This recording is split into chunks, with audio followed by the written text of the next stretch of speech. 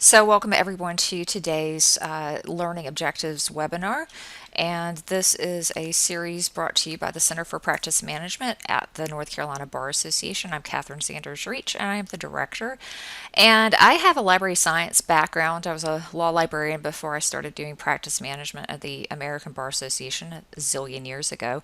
And so there are a couple of different tools that I've used to keep up with what's going on in practice management and technology, but these tools can also be used by any attorney to keep up with your practice area, to keep up with your interest, and then also to get back to the content. And so a lot of times, I feel like one of the use cases is you see an article, it came to you free via a listserv, you saw it on a social media feed, and you didn't read it very closely. In the old days, if we thought it was a good article, we might have printed it out and put it in a folder.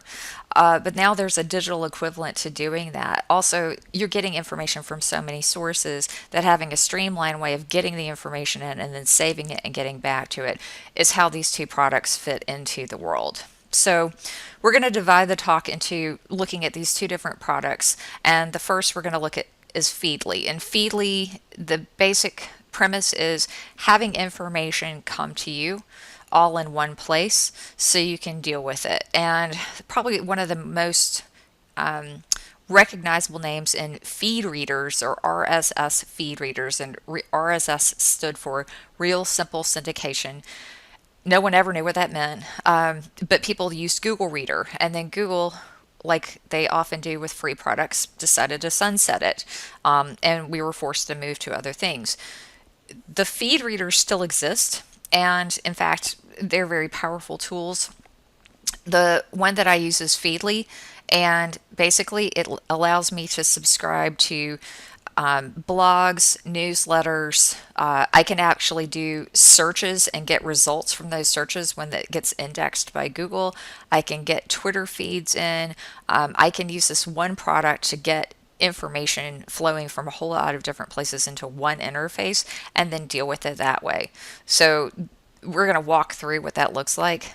It does have a free version. It's fairly limited in what you do.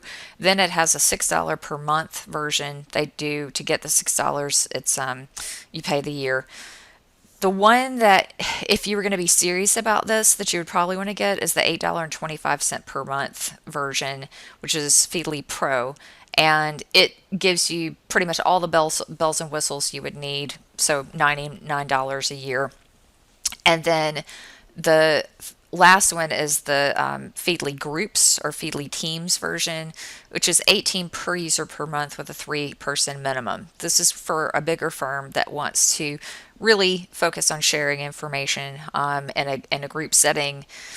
But I'm just going to stick with the one that's $8.25 per month. But again, you can try it out for free, see if this is something that you would use, and then go forward from there.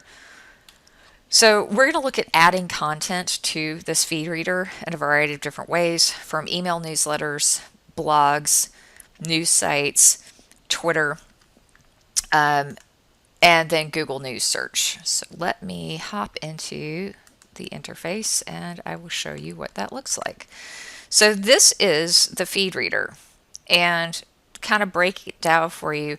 Every day when you open it up, you can change which view you want it to be in, but I choose the today view. And basically what it is today, all these different resources I follow, whatever they've posted, whatever's new for the day shows up in this view. And I have this open up and I can show you how to do this. I add it to my home page in Google's Chrome browser. So when I open the browser in the morning, this is the page that pops up. I read through my headlines, and I can act on it or do nothing with it. If I read through the headlines and I do nothing with it, then it just gets replaced. One of the things with the Google Reader was things would stay on there forever and you would have to kind of dismiss them.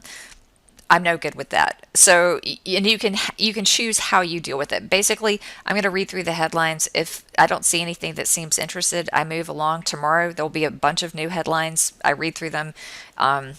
and so on and so forth. So I have mine again because I have a library science background, but I think lawyers are similar.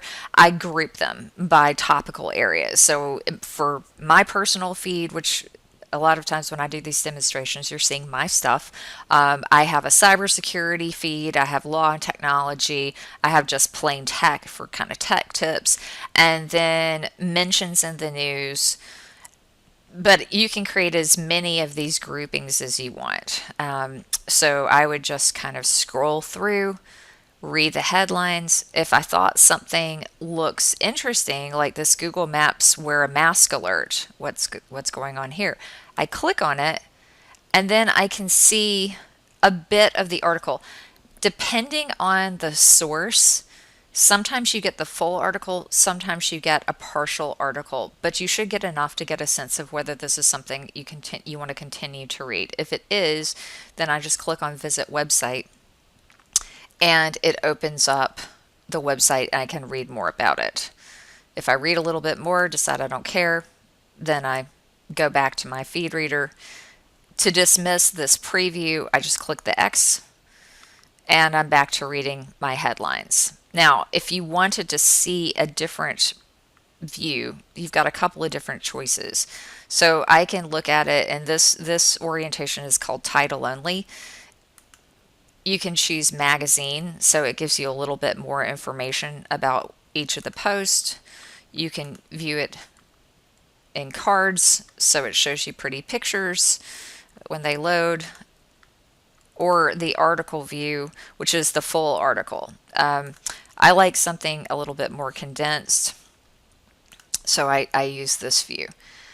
So that's kind of the gist of it, and then I can go into different sections and just look at the headlines in this particular section to see more and from previous days. So how do you add stuff? That's the big question. So there is a big box with a plus sign here, and I'm going to show you how to add different types of information. So first thing is we're going to go to a blog, and so this is one of the NCBA's Shining Star members, Matt Cordell, who has just moved his blog to his domain. And so if you were following it before, you'll have to find it again. But I want to make sure that I see what Matt has posted, but I'm not going to visit Matt's blog every day to go see if he's posted something. That's the whole purpose of the feed reader. When he posts something, it's going to show up in my reader. I don't have to go visit it every day. I don't have to follow him on, the thing is, I follow him on LinkedIn, and he usually posts when he's added a new blog post on LinkedIn. But the way the algorithms work in social media, there's a lot I don't see. I don't read every single post in LinkedIn, Twitter, Instagram, Facebook, and all that. So I do actually use my feed reader. So anyway, if I want to add Matt's blog to my feed reader, I just copy the link up here, go to my feed reader, click on the little plus, paste the link in, and what it will do is if it recognizes as a source, then you can just click on it. So I'm going to click on it, and it shows me the last couple of posts that he's made. Then you click on follow. When I click on follow, because I've got this set up with multiple topical feeds, I'm going to put his in cybersecurity, click add, and now he is going to be, and I'll show you where it shows up. So if you remember, that's the first post from his blog today. There it is in my cybersecurity news feed. And then when I click on this, he's got one of the ones that actually puts all of the content into the feed reader. I don't even have to go visit the site. Now, that's how you add a blog. But say you want to find blogs and you don't even know who's got blogs out there. And I have 2 articles I'm going to send you that give you all the links to find this stuff. But there is this blog search from a company called Justia, and they have hundreds of legal specific blogs that you can search. And so if you are interested in, say, nonprofits,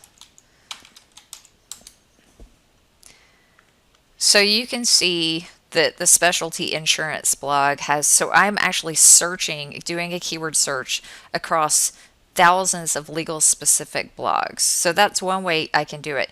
If I wanted to set up a feed to get the search results from all of these different blogs, there's this thing that says RSS subscribe. If I click on this orange button, it gives me this page of horrifying looking gobbledygook. But don't panic. So I'm going to select that and copy it. I'm going to go back to my feed reader. I'm going to click the little follow new resources. I'm going to paste that and hit enter. So this is giving me the search results. So every time somebody in the legal blogosphere posts something about nonprofits, I will get that in my feed reader. And I'll say follow, and say I want to add a new feed. I want to have one topically focused on nonprofits. I just click on new feed, say nonprofit, and create. And now you can see that I have my nonprofit feed with all the different search results from hundreds of legal blogs for that search. So that's one way you can get really good, useful information from people who are doing things on a kind of cutting edge level, because the publishing rate for blogs is a lot faster than, peer reviewed or even print publications. I write for print publications, and I turned in my article for Law Practice Magazine for the September issue in May. So the amount of time it takes for that information to come out, hopefully it's not stale by then, but blogs are a great place to kind of get cutting edge treatment. So that you can do that search and do and get the results, or you can actually go to their directory and see if there's a couple of blogs that are focused on not-for-profit or nonprofit. And so, yep, we've got 17 blogs that focus on just nonprofit law. And I can subscribe to just this feed, just all the new headlines from these blogs that are posting information about nonprofits. Or I can go to a specific one, like Lawyers to the Rescue, or here's one, Nonprofit Law Blog. So this actually takes me to the blog itself, and they've got lots of good articles coming out. So I just want to follow these people, just like what we did with Matt. I am going to copy the link. I'm going to go over here. I'm going to click the plus. I'm going to put this. It identifies this as a feed, and I'm going to say, oh, look, they've got a couple. So we're going to go with the nonprofit, follow, add it to nonprofit. And now we've got our search, and we've also got the specific blog. So now when I go to the nonprofit feed, I've got all these headlines that I can go through and read them. And if I want to change how it looks, I can do the title only view. And then if I want these all to disappear at the end of the day, I can mark all as read. However, you don't have to, because they'll just fall off automatically if you don't read them. So no stress. It's not just going to keep building and building. They just, they'll fall off at the end of the day. So that's a couple of ways to get content into your feed reader. Other things that you can do is, I mentioned you can do get newsletters. So this is a little bit trickier. So if you click on the plus button, for one thing, they've got a bunch of different suggested content that you can go through, but I think you probably have your trusted resources, and you'd probably start with that. But you can add websites. You can do a Google keyword search. So if I'm going to do a keyword search, so every time Google indexes any content that has the following words in the Google News feed, I will get it. So I'm going to put in insurance dispute.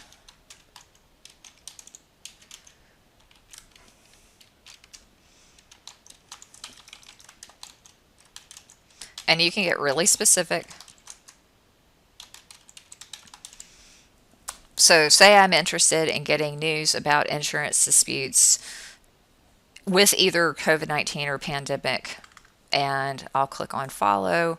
Again, I can add it to a specific one. In this case, I'll add it to news.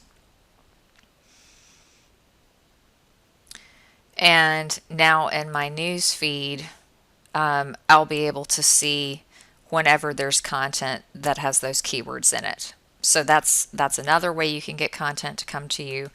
And then the other one, which I will show you in a halfway, is adding newsletters. So if you click on newsletters up here, it says free your inbox from information overload, follow newsletters. Okay, fantastic.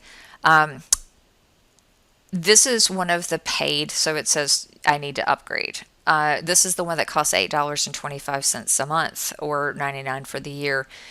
It's probably worth it if you want to rid your inbox of all of those email newsletters. But if email newsletters is how you get stuff and that works for you, fantastic. I kind of like a little bit of both.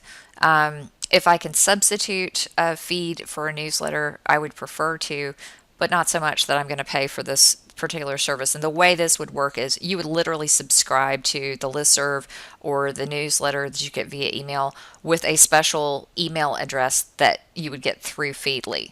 But there's a different way of doing that if you kind of want to cheat the system, which I will show you. It's not cheating. It works. I don't know why that would be cheating. So here's a couple of newsletters I get. And this Law 360 is really good. It's legal ethics. It's definitely something I want to follow, but I'm terrible about opening it and reading it. And so what I'm going to do is I'm going to see if I can get this into my feed reader instead of getting this email subscription. So I'm going to click on legal ethics, and when I mouse over it, I see it's actually going to take me somewhere. So I'm going to click on this. And it takes me to a page, and I go, okay, let's see if I can subscribe to this. So I'm just going to copy the link, go back into Feedly, and paste the link and hit enter and see what happens. Guess what? Looks like I can follow Law 360 legal ethics without getting an email every day. So I will click on follow. I'll add it to my law and technology feed. And I can unsubscribe from that newsletter because now I can follow my Feedly feed reader, and I don't have to clean out my inbox and feel guilty for all these legal ethics emails that I've gotten that I haven't read. So it doesn't always work, but it's worth a shot. So the way that I have found that it works is if you get an email, I want you to subscribe to my email, but I don't necessarily want you to have to get an email in your inbox every Friday if that's not how you prefer to do it. So the way you can kind of tell whether you can get it through your feed reader is if it says view this email in your browser and you click on it, it's either going to give you one of two things. It's going to give you it's going to say C://. That means it's opening the email in a browser, but it's local to your system. But if they're using a modern email delivery technique, then it's actually opening on the internet. And so remember I said that Feedly was an RSS feed reader. So if you kind of look at this page, see this button, click on RSS. Again, you get this horrifying looking page of gobbledygook. Don't panic. Just copy it, go over, click on plus, paste it. There's the in case you missed it weekly update archive, and then now I'm already following it, which if you find something you go, oh, this is really useful, and you've already added it, it will tell you you're already following it. So that's one way to get some of these newsletters out of your inbox and into your feed reader, or you can pay to get a special email address for Feedly so that you can subscribe to the newsletters with that email address from Feedly so that it'll show up. Um, one is free, one is not. Uh, Similarly, for Twitter feeds, this is a paid service through the $8.25. If you really wanted to keep up with Twitter hashtags, specific people, searches that you set up, you can do all sorts of things and get it here. I don't actually mind going to Twitter, and I also use a product called Hootsuite, so it's never been a big deal. So that's kind of different ways you can get content. Another thing is, let's go, say every day you read the News and Observer and you'd like to get that in your feed. So I just go to the News and Observer site, I copy the link, I go to Feedly, I click on the plus sign, I add the link, I follow it, I put it in news. I had an error message. I don't know why. Maybe it needs to go somewhere else. But usually it works. This is what happens when you do live demos. I will go back and get it in there. But then I get the News and Observer headlines in my feed reader, and I don't have to remember to go visit it. I don't have to subscribe to the email for the new headlines.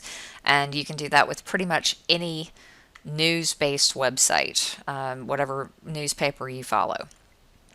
So some other things to be aware of: once you start getting all this content and you're reading through your headlines, and you see something that's interesting to you,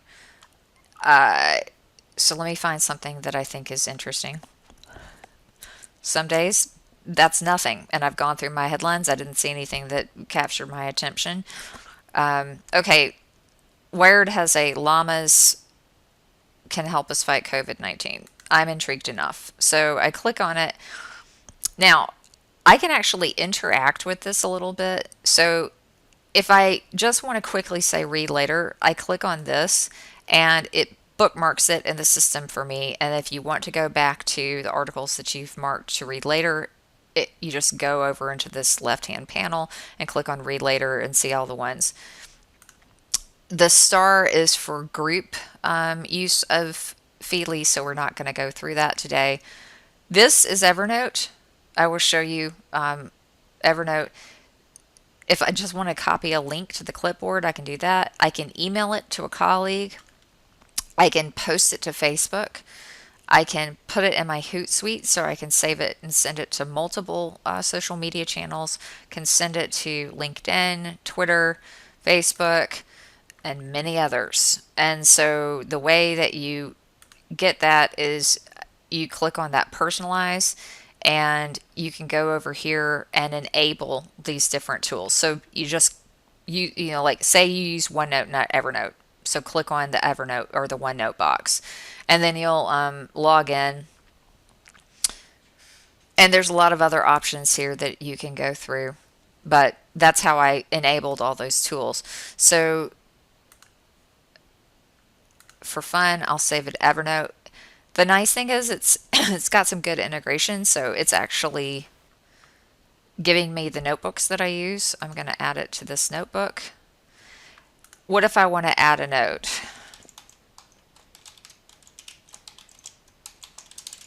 For myself. Why was I interested in this article? So I add a note to myself.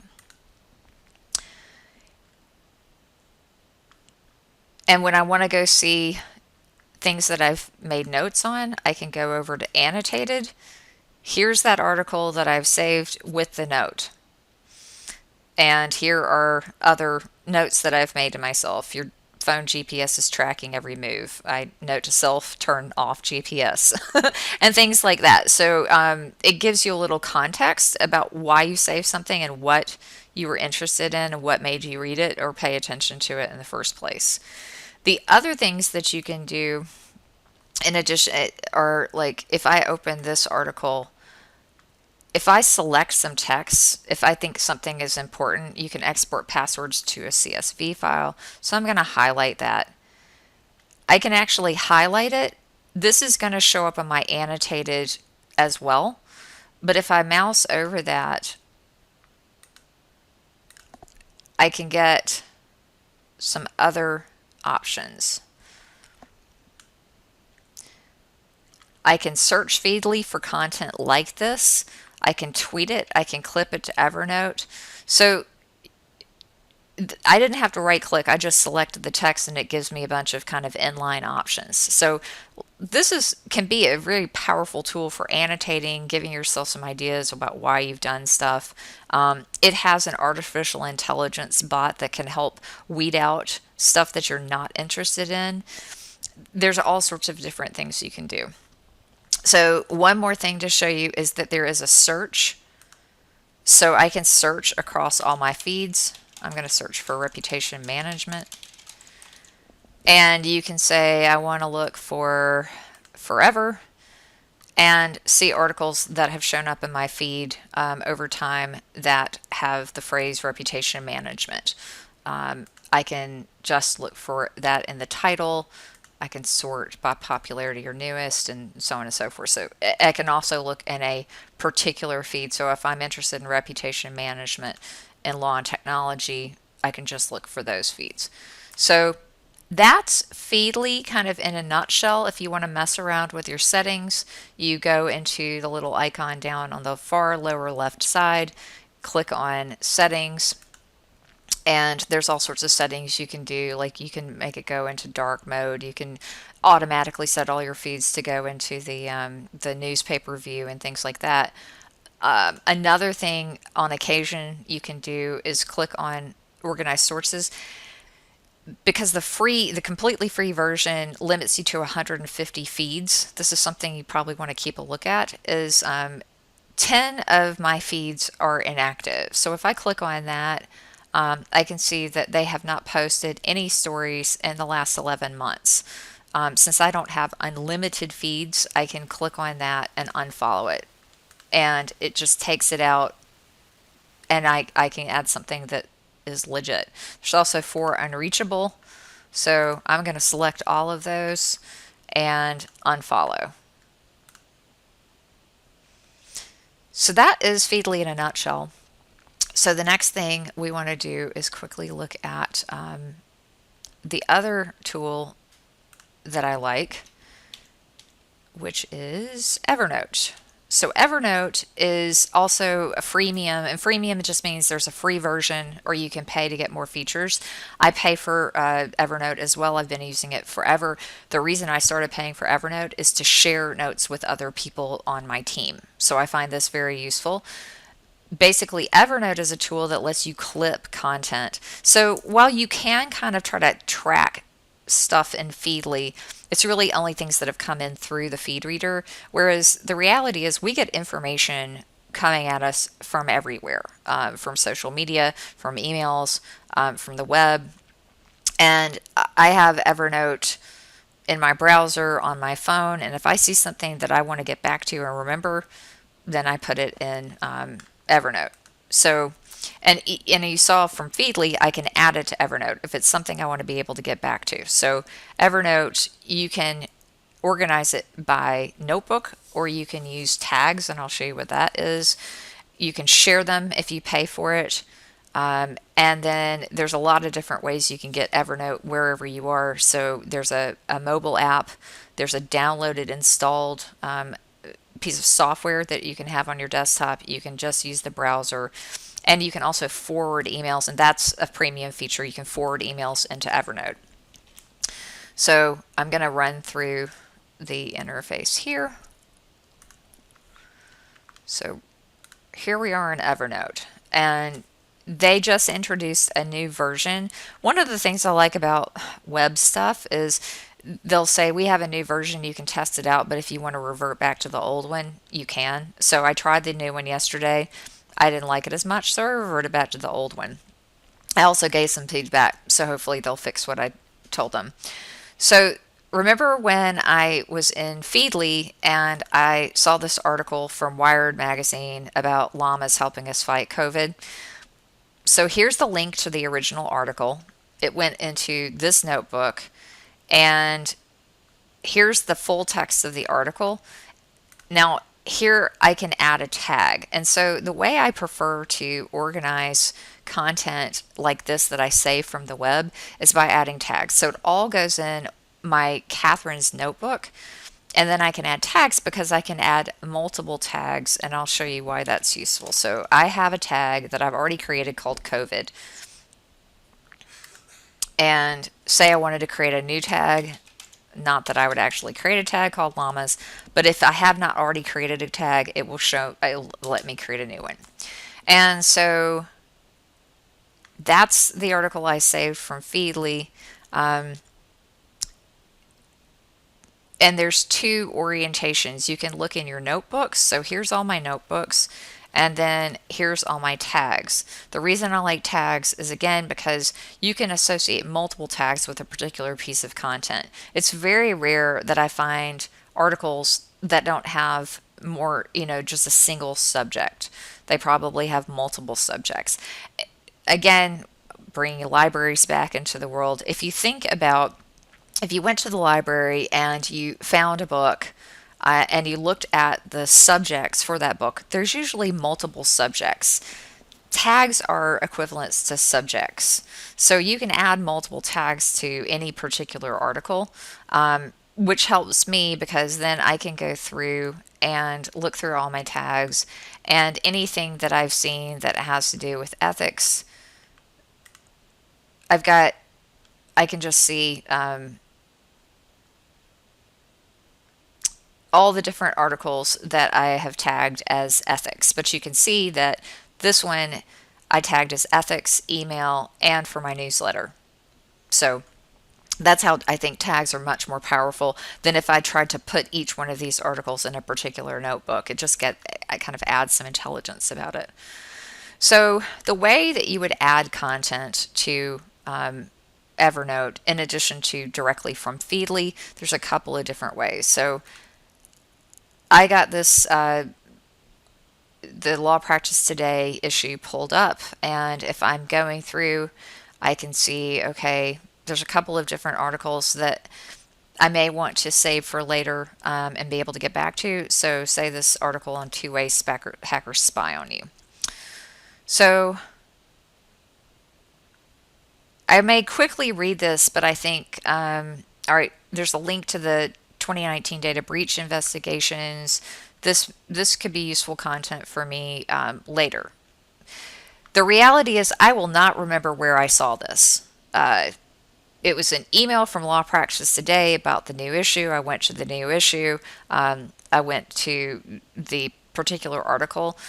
In 3 weeks, I'm not going to remember where I saw this. I might, but that's a glancing chance. So I want to add this to Evernote. So Evernote has this thing called a web clipper, and it's a little tool that's a Chrome extension. It works in Firefox, it works in Chrome, it works for Microsoft Edge, works in Internet Explorer. And when I click on this little clip to Evernote, it pops up this thing, and this is the really cool part about it when you're clipping content from the web. So I have a bunch of different ways I can get it into Evernote. So this one will, and this is again why I pay for it, this is actually grabbing all the text from this particular article. That gives me better search. It also means if this disappears from the web in a year or it goes behind a paywall, I grabbed all the text, so it's mine to keep. If I don't want all of this other extra stuff, I can click on Simplified Article, and this just makes it much easier to read because it strips out all of the ads and other things. If I wanted exactly how it looked, I click on Full Page. If I just want to bookmark it, if I'm pretty confident this information is going to stay on the web and I just want to link to it, I can grab the bookmark. If I just want to get a screenshot of something, say I, for some bizarre reason, just want to grab this ad from Action Step, I do a screen grab, and then I can actually annotate it right here. Why did I think this was important? Doesn't matter which type of clip I get. So we'll do the simplified article, I can choose which notebook to put it in. For all of my research, I just put it in the default notebook. I can add my tags right here. So we're going to say, I'm going to put this out in case you missed it. And I am going to also say this is cybersecurity. I can also say follow up with author for questions and save the clip. To get all of this to show up the way you want it to, you just go into settings and you can use smart filing, which is basically which notebook does it think it should go, or you can just say put in my default notebook. Smart filing, it will start based on the content suggesting tags that you've used before, default to the last used clip format and stuff like that. So you can make some changes to these and then clip it. Then when you go back into Evernote, it automatically, I'm going to go back into my notebook and it'll take it just a second, and there's the article. So that is how you just basically add content to Evernote. Then you can also search through your Evernote. So you can either go find it in a notebook via tags, or you can do a search. So if I do a search, I can search in particular notebooks. I can search by particular tags, or I can just do a keyword search.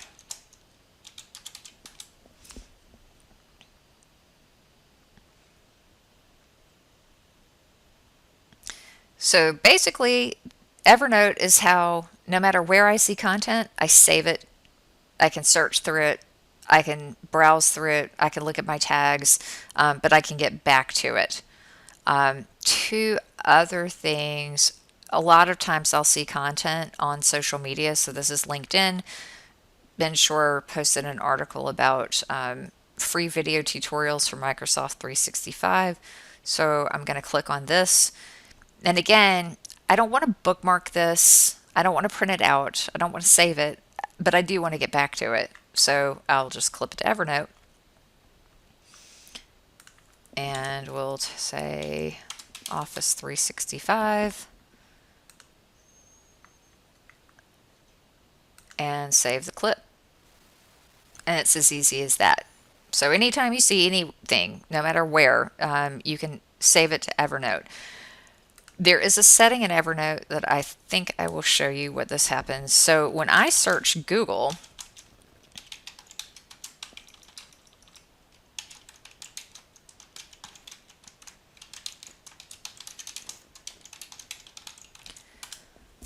so I just did a Google search. One thing that you can set up in Evernote is I can actually see not just what Google gives me, but also it searches. I'm using Google and it's searching Evernote and giving me the results from my Evernote notebook as well. So I can go, oh yeah, here's a formal ethics opinion regarding this because I saved it to my my Evernote notebook, and here's an article on retention of email and client files. So it's not just searching Google, it's actually also searching in Evernote. And I'll go, oh, I already saved an article that I thought was relevant based on those keywords, which to me, that's a really cool little feature. You can turn it on or off. So that is basically my pitch for Evernote and Feedly. They kind of work in tandem. I'm getting content pulled into me, and then I'm able to save it and get back to it when I want. So I will stop the recording now and send you the video.